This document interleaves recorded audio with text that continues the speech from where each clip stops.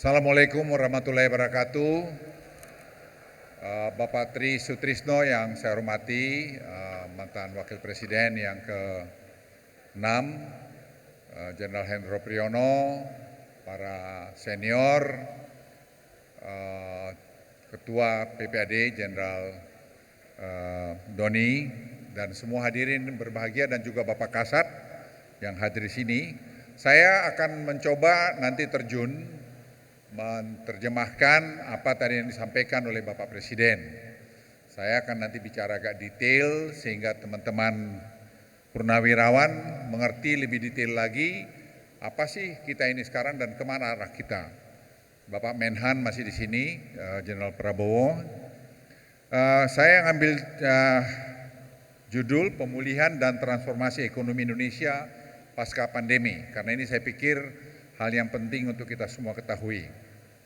Tadi Bapak Presiden sudah menyampaikan seluruh dunia dihadapkan pada tantangan ekonomi yang sangat berat. Tadi malam saya baru kembali dari Rusia, diperintahkan oleh Presiden untuk juga mencoba mengatasi defisit kita yang 502 triliun tadi dengan beberapa langkah yang menurut kami hasilnya sangat baik yang tadi malam kami sudah laporkan pada Bapak Presiden. Saya ingin masuk masalah pandemi dulu. Masalah pandemi ini kalau kita lihat negara-negara di dunia, slide berikut. Ya, ini yang sebelah kiri. Kita lihat bagaimana sekarang pandemi ini naik dan saya minta teman-teman purnawirawan kita semua hati-hati dengan ini.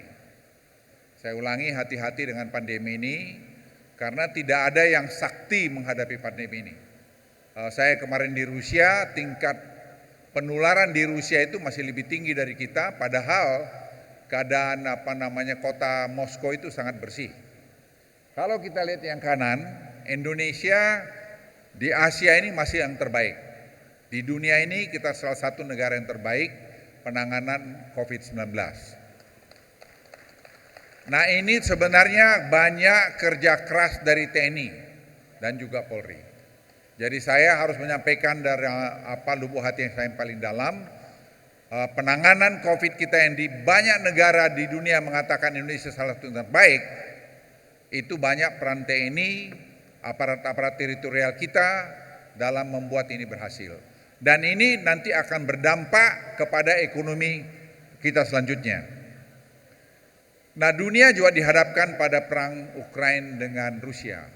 Kalau Anda lihat perang Ukraina-Rusia ini, kemarin saya di Rusia, di Moskow, saya bicara dengan Deputy Prime Ministernya, kita juga bicarakan soal ini, belum ada kepastian kapan akan selesai.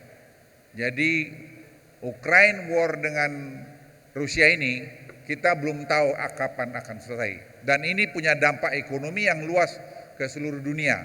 Itu sebabnya kita harus lugas membuat polisi ekonomi kita sehingga keadaan ekonomi kita sekarang yang masih baik ini bisa kita pertahankan terus ke depan. Kemudian ini perang Ukraina ini memicu berbagai harga yang tadi sudah dijelaskan Pak Presiden, harga pangan dan energi di tingkat internasional.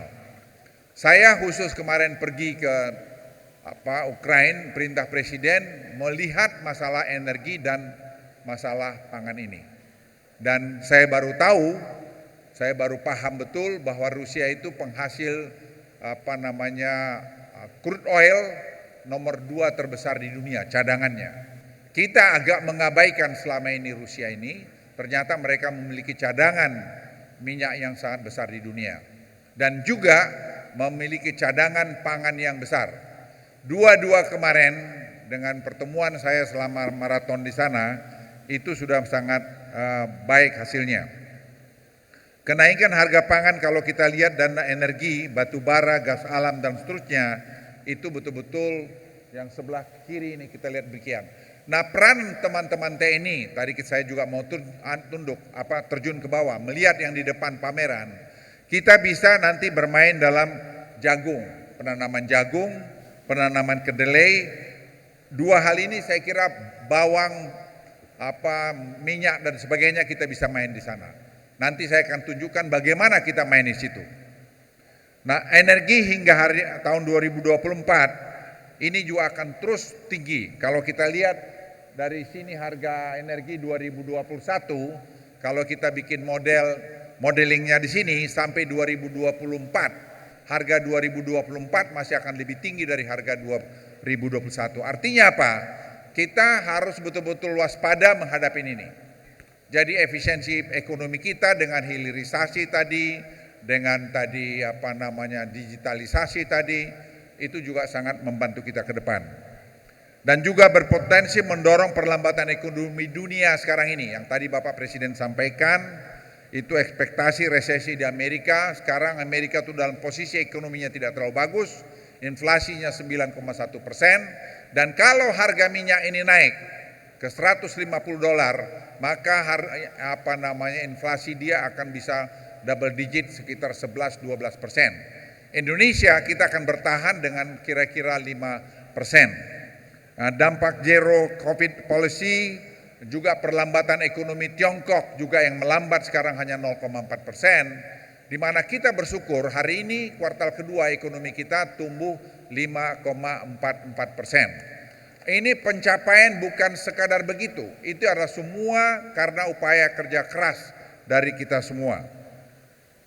Nah, kalau kita lihat ekspektasi resesi Amerika, tadi pertumbuhan ekonomi Cina, saya kira tabel ini bisa dilihat teman-teman sekalian. Nah, kalau orang mengatakan next slide bahwa Indonesia itu krisis ekonomi sama dengan Pakistan, Sri Lanka dengan Tunisia, itu sebenarnya sangat jauh bedanya. Karena kalau kita lihat sekarang ini kita masih jauh di bawah dari yang saya bulatin merah itu. Nah, kalau kita lihat masyarakat negara maju seperti Amerika, next slide. Ya, ini Anda lihat sekarang di Amerika sendiri kenaikan harga naik, orang udah antri untuk makan segala macam. Kita belum melihat di Indonesia, dan kita berharap ini di Amerika tidak terjadi seperti yang mobil ini, seperti yang ini sekarang itu tidak akan terjadi di kita. Nah, inflasi energi juga kalau kita lihat di Amerika Serikat sudah demikian tinggi.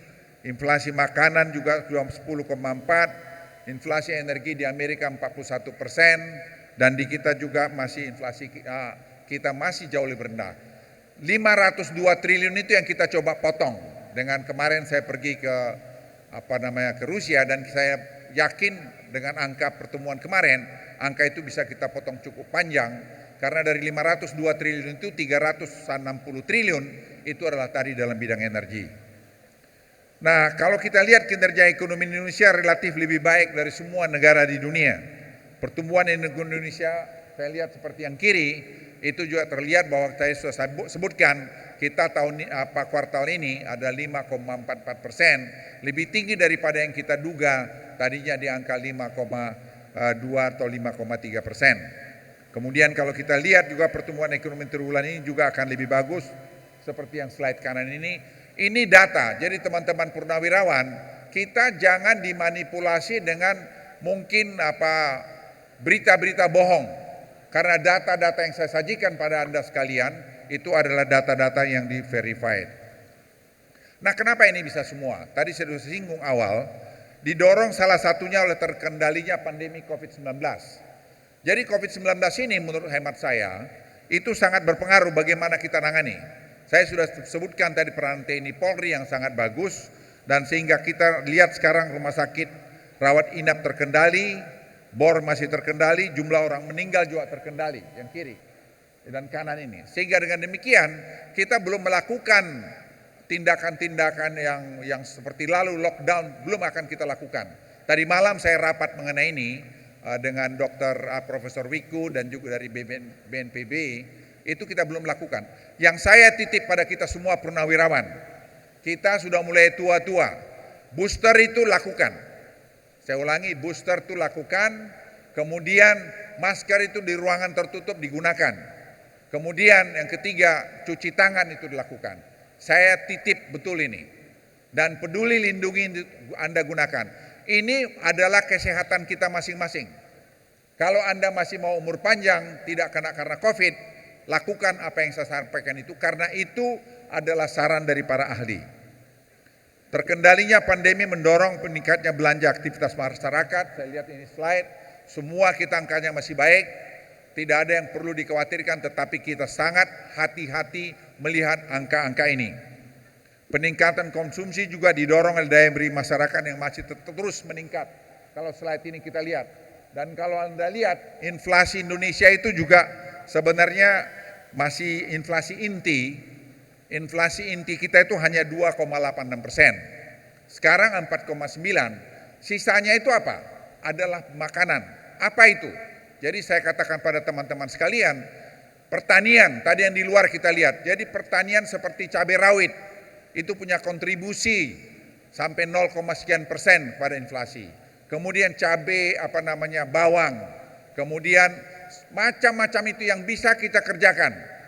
Teman-teman purnawirawan, saya senang Angkatan Darat sekarang ini Pak Jenderal Dudung itu membuat air, sumur, ada air, ada pertanian. Dan saya mohon nanti Pak Dudung, Jenderal Dudung, teman-teman purnawirawan diajak. Dan saya dengar Kostrad juga membuat di Sukabumi Selatan sekarang. Itu tiap-tiap teman-teman purnawirawan bisa minta 1 hektar, 2 hektar. Karena 1 hektar itu Anda tanam dengan baik, itu sudah bisa menghasilkan beberapa puluh juta rupiah per bulan. Ya, saya ulangi, per bulan. Tinggal Anda pilih tanam apa yang cocok situ.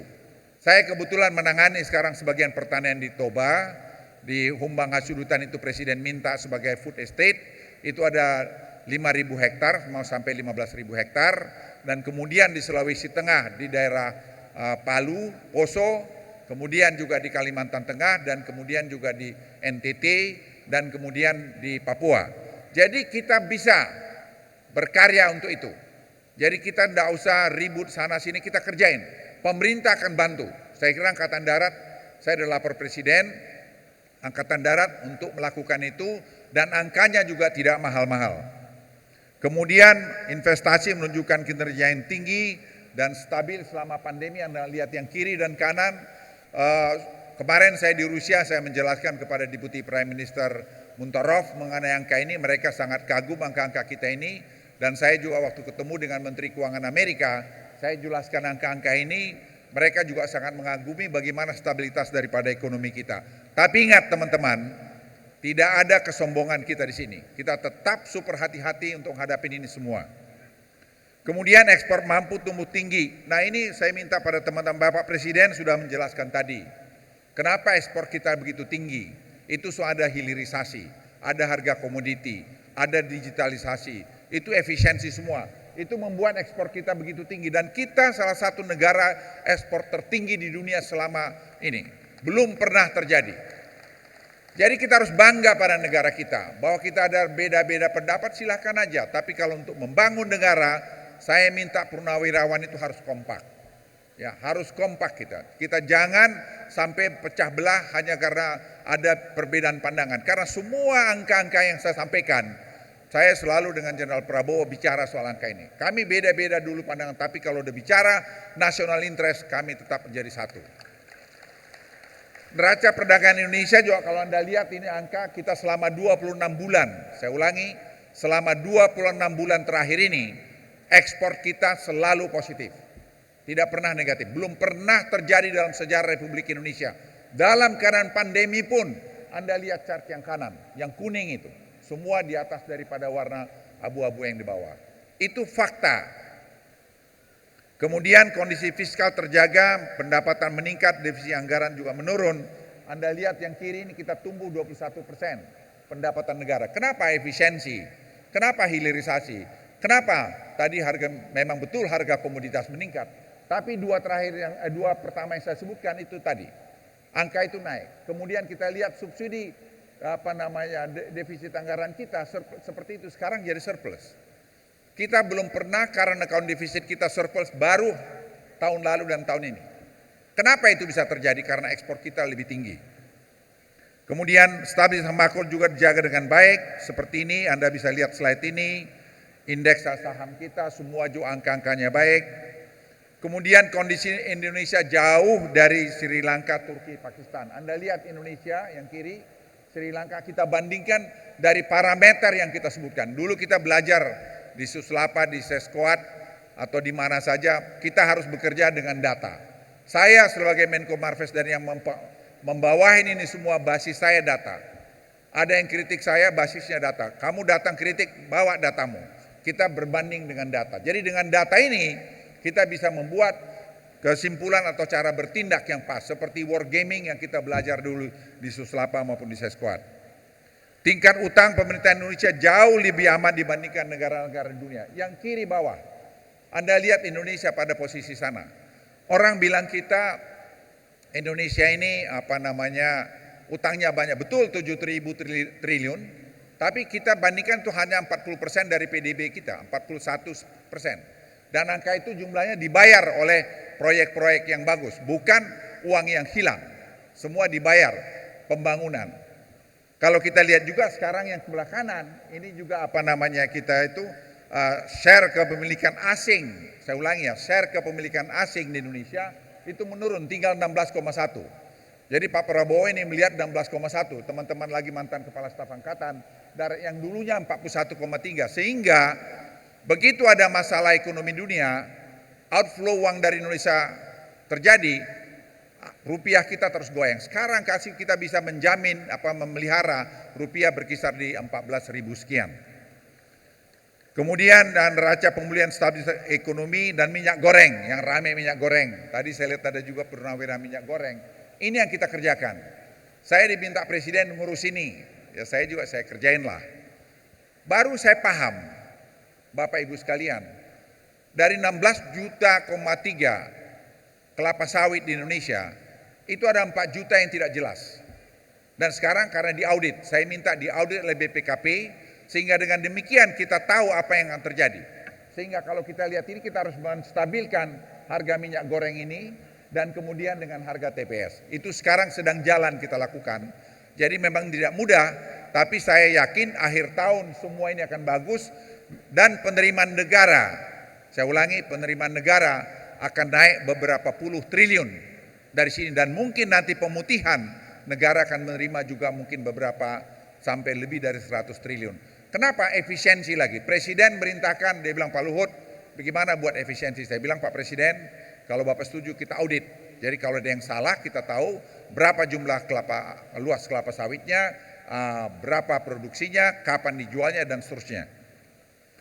Kemudian melalui penanganan yang terintegrasi, sekarang seperti ini. Jadi begitu kita tangani secara terintegrasi, harganya itu mulai menurun, dan kita melihat juga TBS mulai naik. TBS akan kita target antara 2.000 sampai dengan 3.000 rupiah.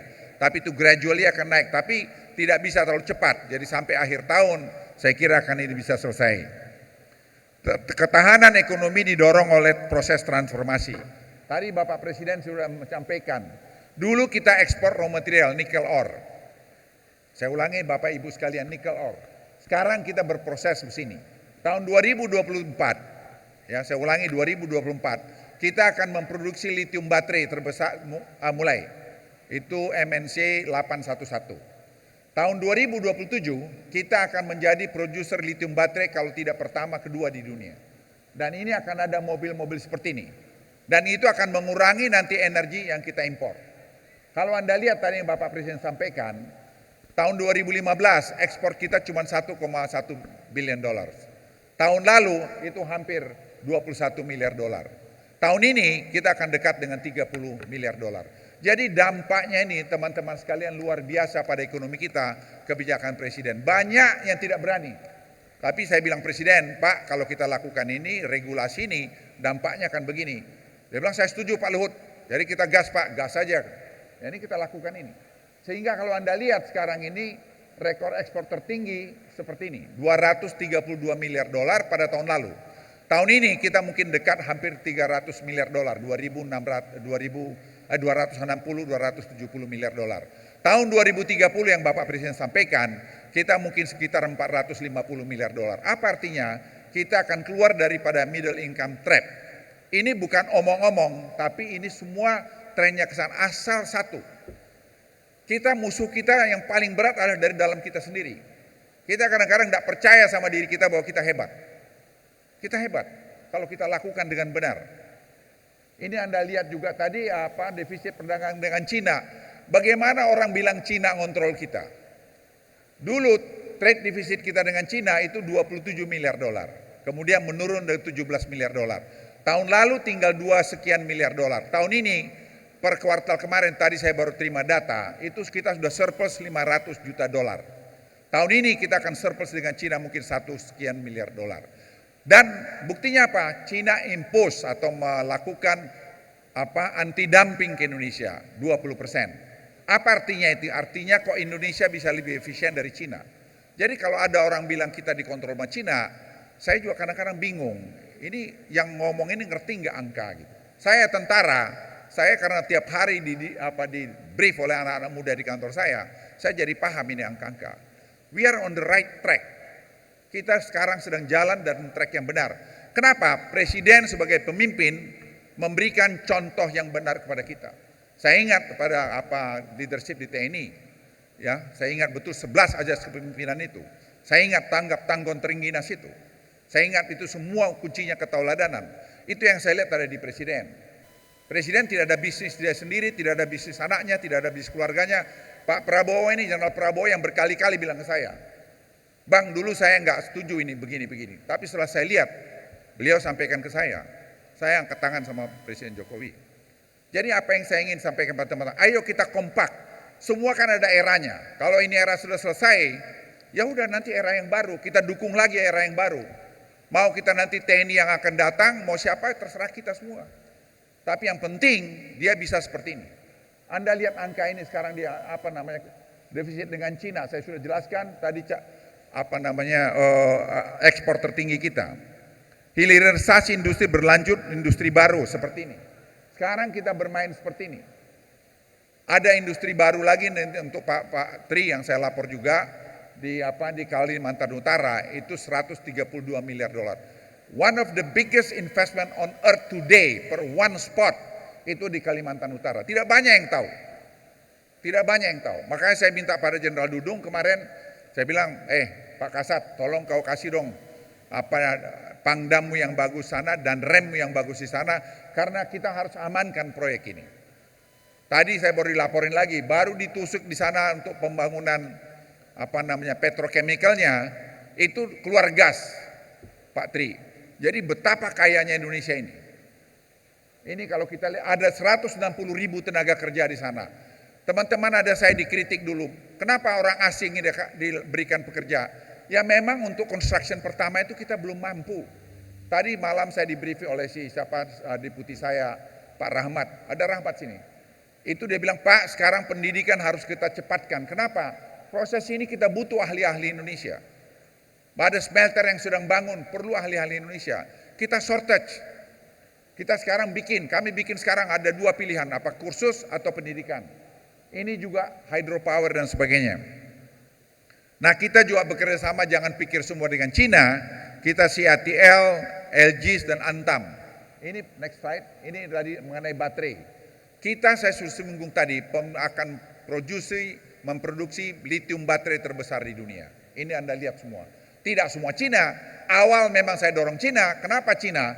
Cina lebih bisa diajak omong, dia mau teknologi transfer, dia mau juga berikan teknologi pertama, yang terbaik, dan dia mau diatur. Itu yang penting buat saya. Nah sekarang jalan kita leapfrog, kita bawa yang lain-lain lagi masuk. Jadi saya pikir kalau 5 tahun kita konsisten seperti ini ke depan, tidak ada yang bisa stop kita lagi. Karena kita punya semua. Jadi di sini yang paling penting kunci buat kita semua. Pengembangan EV baterai sekarang sudah berlanjut, kalau Anda lihat sini. Sekarang kita sudah masukin Ford sudah tanda tangan. Amerika masuk, Ford sudah tanda tangan 2 minggu lalu, Tesla masih negosiasi, VW dengan bus juga sudah. Jadi sekarang sudah mulai internasional. Kenapa? Karena kita memberikan contoh pada mereka dengan angka-angka yang jelas. Ya, mereka lihat angka kita, mereka mengunjungi dan mereka katakan Indonesia is the best. Kita nggak pernah lihat seperti di tempat lain, kecuali Cina. Ternyata di luar Cina masih ada Indonesia yang bekerja Spartan seperti ini. Itu saya lapor kepada Pak Ketua PPAD.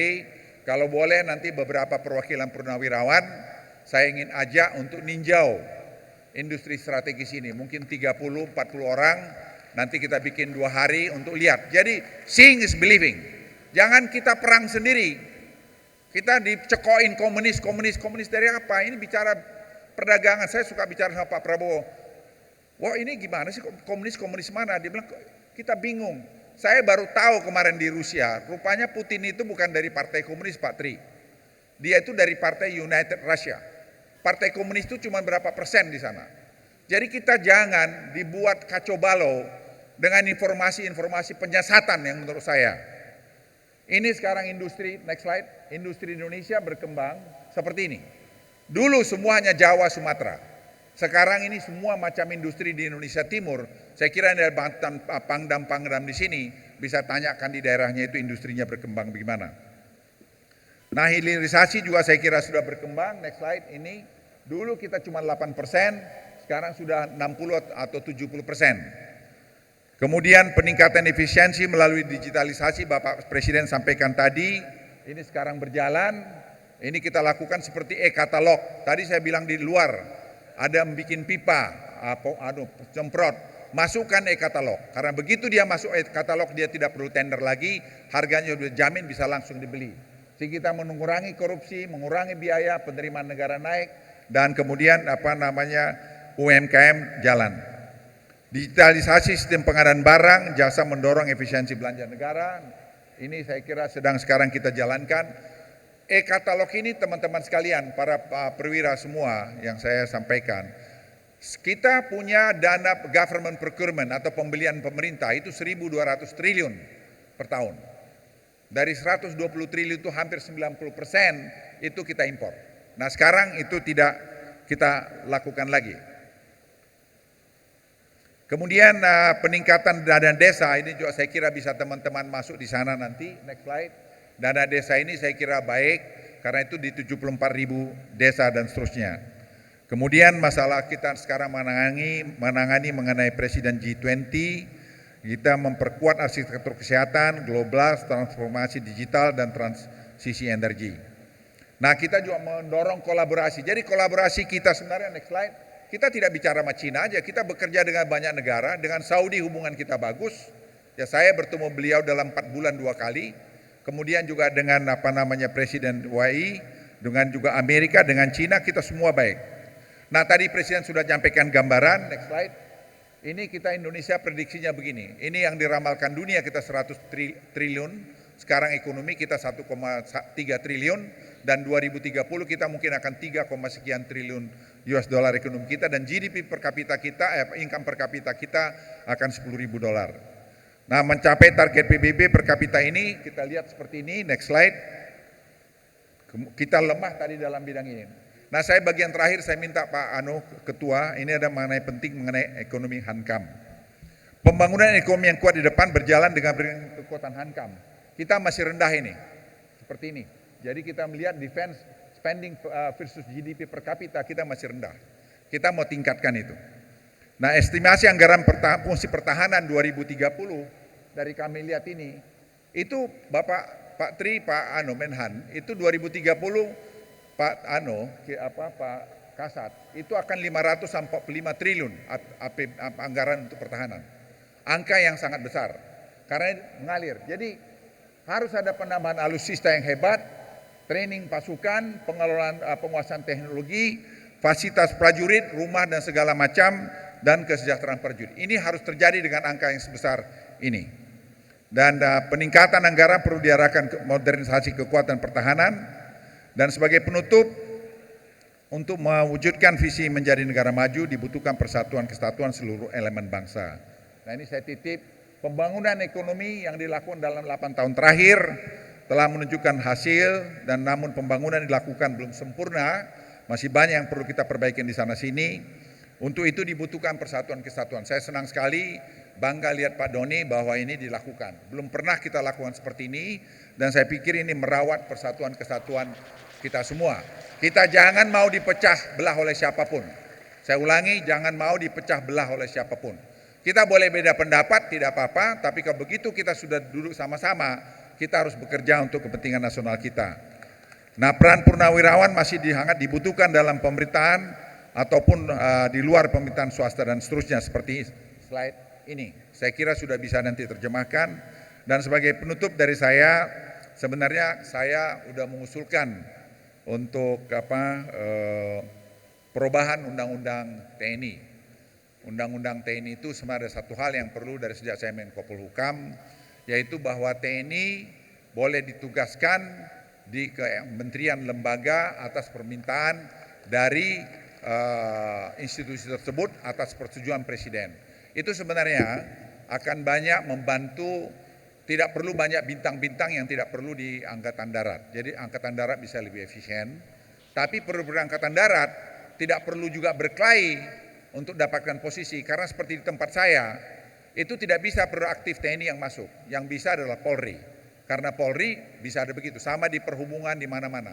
Jadi saya berharap TNI dalam hal ini dengan Kemhan nanti kalau bisa supaya masukkan satu pasal ini kepada perubahan Undang-Undang TNI, sehingga sebenarnya TNI itu nanti bisa berperan lebih lugas lagi, dan perwira TNI kan tidak semua harus jadi kasat. Ya kan, tidak semua jadi kasat, bisa saja tidak kasat tapi dia di kementerian seperti yang kita lihat tadi teman-teman di luar bisa bertani dengan bagus.